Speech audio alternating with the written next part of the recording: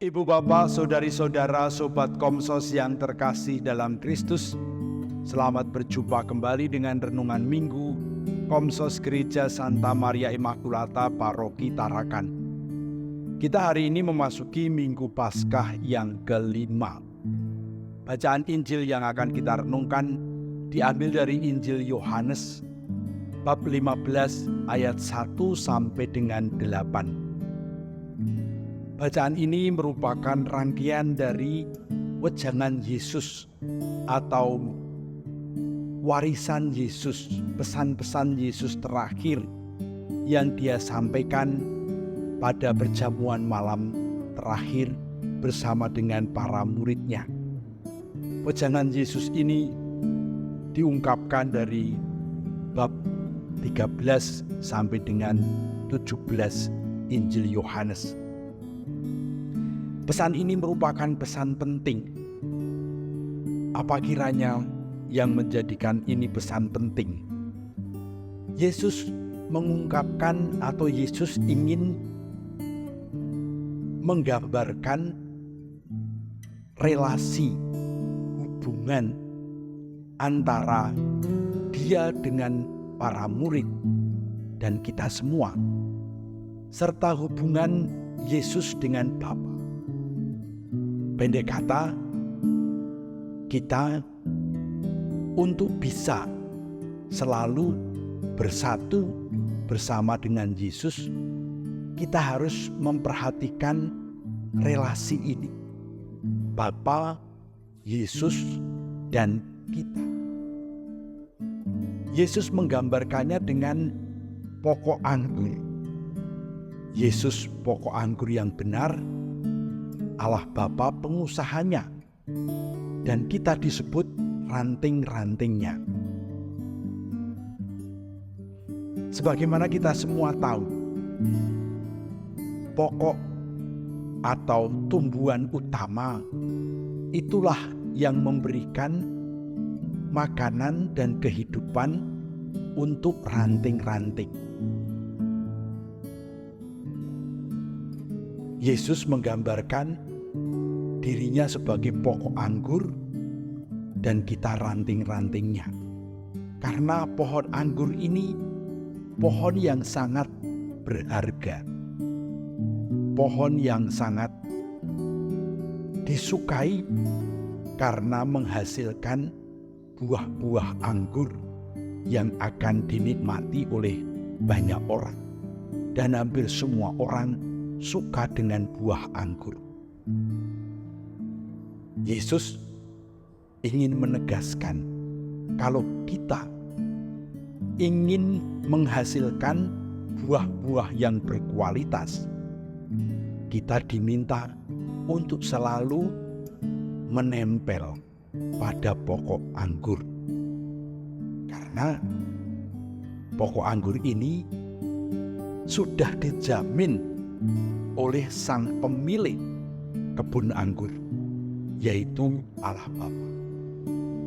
Allah Bapa mengelola kebun anggur ini dengan cara yang seksama dan sungguh-sungguh bagus, sehingga apa yang akan dihasilkan oleh ranting-ranting dari pokok anggur ini pasti juga bagus. Nah, dalam wejangannya ini Yesus menekankan bagaimana kita yang adalah ranting-ranting dari pohon anggur itu tetap berpaut, menempel pada pokok anggur. Kalau ranting ini tidak mau menempel pada pokok anggur, dia tidak akan menghasilkan apa-apa. Kalau ranting-ranting ini pengen hidup sendiri,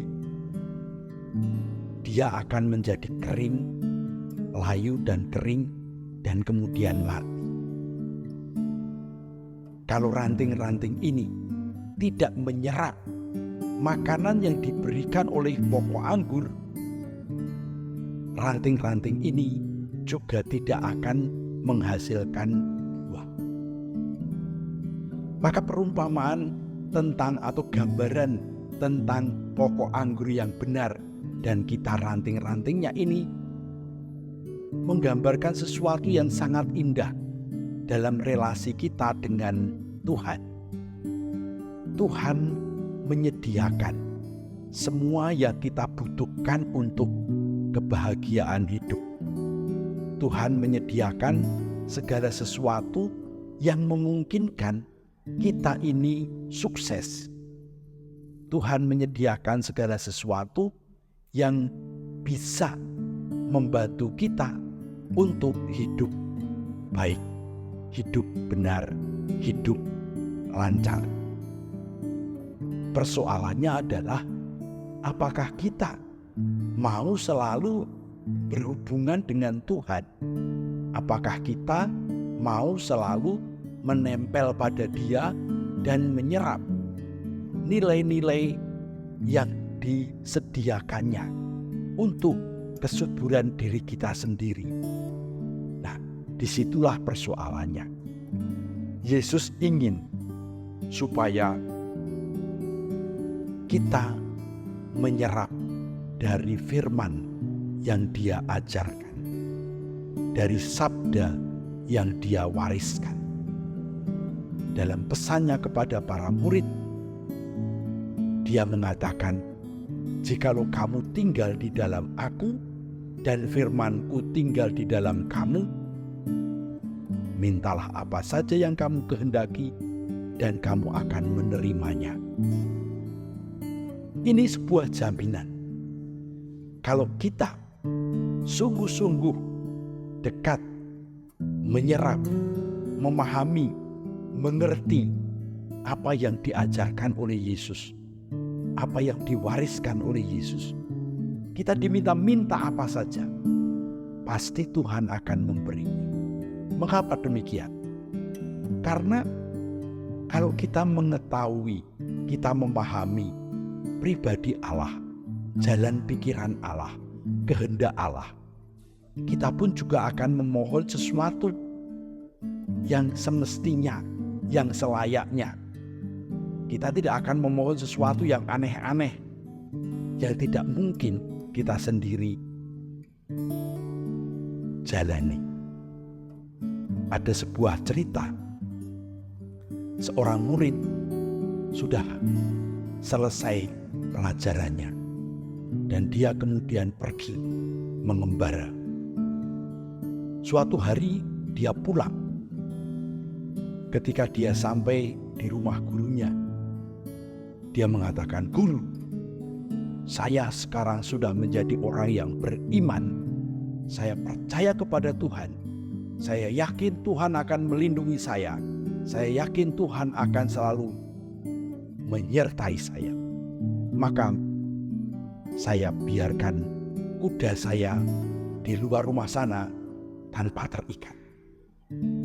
Pasti Tuhan akan menjaga kuda saya itu. Dia tidak akan hilang." Lalu sang guru berkata, "Anak bodoh, pergi sana, ikat kudamu. Jangan membuat Tuhan melakukan pekerjaan yang bisa kamu lakukan." Cerita singkat yang menarik. Jangan biarkan Tuhan melakukan pekerjaan yang bisa kamu lakukan. Ada hal-hal yang harus kita kerjakan sendiri, termasuk menghasilkan buah kehidupan.